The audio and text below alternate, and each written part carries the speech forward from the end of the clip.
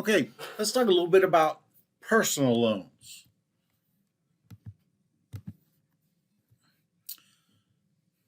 Obviously, you're going to need to apply for a loan, right? So, where are you going to have to go, right? Um, I don't think many people can go through life without borrowing any money. Um, I mean, if you're going to buy a house, you're probably not going to be able to pay cash. If you're going to buy a decent car, you're probably not going to be able to pay cash. Most other things you probably could save a little bit and save cash, but it's kind of difficult for a person maybe to save if you want to buy a new car, save $25,000 to pay for a new car. That's a little bit out of most people's grip. So, I mean, obviously, you can get loans from financial institutions. We know there's all kinds of those. Family members or friends, certainly you can borrow money from them. And Judge Judy, who I watch frequently, always says that you should have a loan agreement, especially if you're borrowing money between family and friends, right? You don't want to take a chance of ruining those relationships. There is a current, I don't want to call it a fad, but it's certainly a current way of getting loans, and that's through something called P2P, peer-to-peer lending. There's some online platforms. They have Lending Club, Prosper. These folks lend out a lot of money. The loans are typically from $1,000 to $3,500. They use a credit report and FICO scores to determine if you can get a loan and then what kind of interest. So I haven't really explored that route, but certainly it's an opportunity that's a relatively new opportunity. I mean, should you get a loan or not, right? I mean, so, how many payments are you going to have to make? How long are you willing to go to pay this? And of course, if you have to make payments in the future, you're going to be sacrificing future earnings. And of course, if you think that there's any chance that you have some insecurity in your current employment, you should question whether or not it makes sense to borrow any money at all.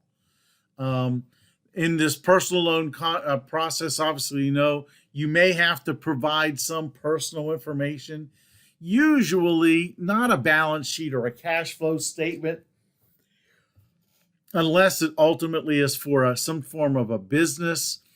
But, there's always a loan contract or a promissory note. And this obviously is where they're going to set out the rules, right? The amount of the loan, the interest rates, payments, etc., will all be set in those loan contracts. The repayment schedule, I'm sure you've heard us talk about this in other classes. Usually the payments on a loan are equal payments for a certain period of time.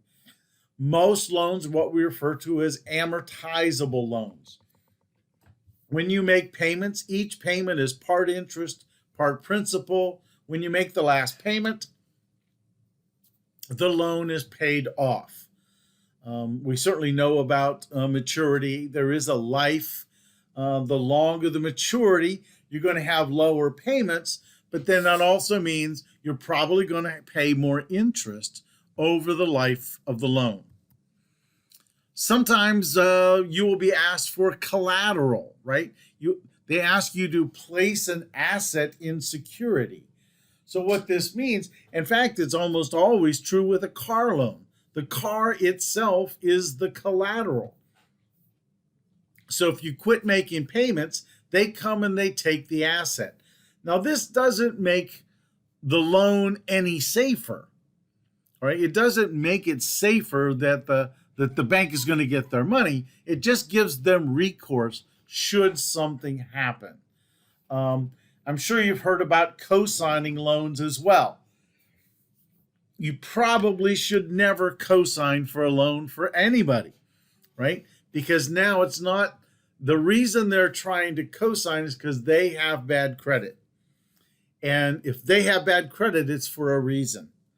And if they're not going to make payments on their own, and then they don't make payments, and you've co-signed, now you're in the way of you're moving down the road of hurting your credit because you're going to have to make those payments, and that's a problem. And I can tell you, I've learned this the hard way. So there's a place you go. This is a great site. It's called Help with My Bank. It gives you great information on loans, a variety of different types of questions, and they have these little articles you can read. It's a very good site. We've been talking about interest rates in the past. APR is a rate that measures the finance expenses. It includes interest and any other expenses that are on the loan. They're always stated in annual terms, and it has to be disclosed. There's what's referred to as the Truth in Lending Act that requires this APR rate to be stated on the loan itself. Simple interest, we've talked about this in the past. It's where the interest is based on the balance that's owed. The size of the payment depends on the size of the loan, interest rate and maturity. And I'm sure you know the higher the interest rate, the higher the payments. There are some additional ways of calculating interest, one called add-on interest. This is a method of determining, again, the monthly payment on a loan.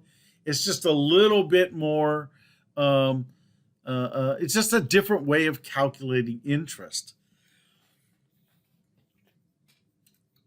The challenge with interest and understanding the cost of financing is that there are lots of finance expenses besides interest expenses. So you can pay Bank A $200 on a $2,000 loan. Total finance fees, $200. That's a 10% APR.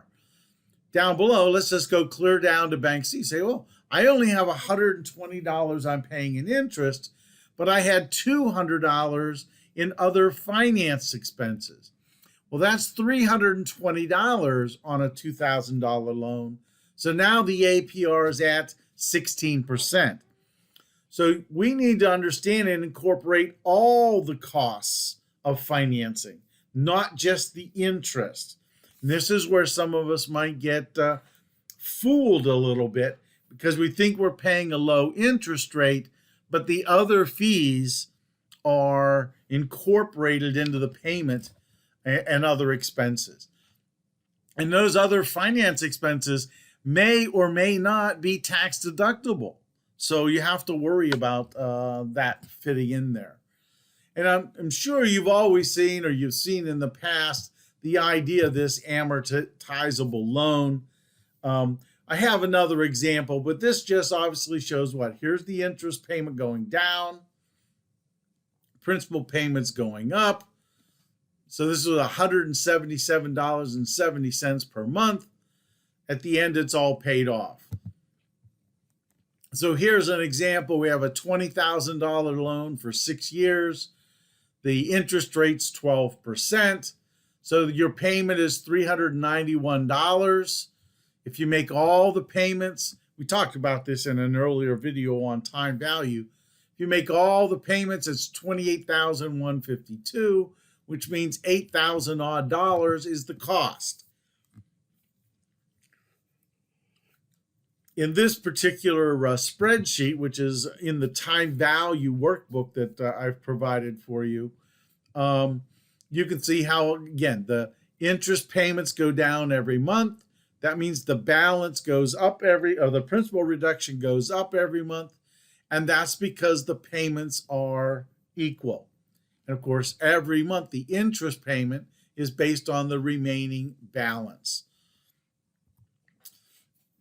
There are some kind of interesting apps that you can get on phones. I haven't tried out many of these at all. Your book talks about this one called Debts Break. It can help you estimate the time it'll take to pay off your debt. So again, you can investigate some of those. I'm not promoting any of these. I'm just identifying places where you can go to get a little bit more information. Let's spend some time talking about car loans. How much money should you spend on a car? I mean, you have to think about your personal budget. You know, are you going to use a credit card for any of this? Should you only buy a car if you can only pay cash? Right? Should it be a short-term loan maybe? There's lots of questions to ask just about whether or not you even need a loan, not to mention the kind of car that you want, the price, the condition, right? Resale value. There's a website, Edmunds.com, where you can look up resale value of cars. You need to understand, what will repair expenses be if you buy a used car? Certainly they're going to be more than if you bought a brand new car. Financing rate. What are those costs? Lots of things to look for. I'm sure everybody here has heard of Kelley Blue Book. Great place to go to get estimates on the values of new and used cars. There's a site called Carvana. I've actually used this site. It actually worked out quite well. I wanted to sell a car. I had paid off the debt, really didn't need two cars. So I called Carvana. Actually didn't call them, it was online. I put in the car's information. About 30 seconds later, they told me what they were going to pay me. I said, fine. That was Friday. On Sunday, a truck pulled up in front of my house, took my car away. They gave me the check right there. I cashed it and it cleared back the next day. So Carvana is a place, there's several of these now, these used car things. They quite frankly are quite good because they're putting pressure on dealerships to be more ethical, to be clearer, more transparent about their expenses, and they're bringing down the expenses. So it's creating a bit of competition for your typical car dealerships. If you want to find out some information from the government, the FTC has a great place. If you go out to ftc.gov, type in some of our car ads, etc. It has some great articles to understand about the deal with buying cars, etc. And again, this is all about the choices we make. I mean, you can buy car A. It has expected resale is real low. It has moderate expenses, and the insurance is high. So it's not just the cost of the car that you have to consider. You have to think about, what's it going to cost to keep this car on the road? Then you have to also think, well, what about the insurance, right? I mean, you could buy a nice car, but then if you have to put all of your money into maintenance and it has high insurance, then really it would have been better to buy a newer car that had less maintenance, maybe even lower insurance costs. So the idea of this slide, what I like to think about this is just puts information. There is so much we have to think about when we're thinking about buying a car. It's not just the car price or even the interest rate. There's other factors that we have to consider. Negotiating the price. This is something that I have to admit I'm not very good at. You'll find a lot of car dealerships now are really, they don't negotiate. This is the price. It's the manufacturer's suggested retail price, or something maybe they'll give you off of that, but everybody sort of gets the same price. So negotiation is a skill, and not all of us have that skill. So again, you need to understand a little bit about the values of the cars, the expenses. I'm going to mention to a place where you can go to find some information and read some or watch some YouTube videos. Just tonight, I've watched 3 or 4 of these, and I found them quite informative. So I kind of like this guy. He's a dealer in Louisville. When you think about financing, you need to understand, about the monthly payment that you can pay. You need to understand that if you get a longer financing period, you're going to get lower payments, but then you have to worry about more interest. You also have to worry about the value of the car dropping faster than what the loan is dropping. And again, here I mentioned this guy, his website or his YouTube site, he's called the Chevy Dude. And I found his videos actually pretty informative. So, I mean, I have to mention, I tell you, I'm not that great of a negotiator. I'm not that great. You don't buy that many cars. So that's why this information might be a little helpful. So finally, you can also go to all kinds of websites, find out about car loans, etc. They can help you understand what you're going to ultimately pay for monthly payments. But it's the car loan rate. You can go to yahoo.com and put that search term in, and it'll send you to a website that talks about car loan rates. So again, that's all for this video. It's not all that much going on here. We talk about car loans. Somebody's going to buy a car someday, so maybe this is good information for you. I'll talk to you again soon.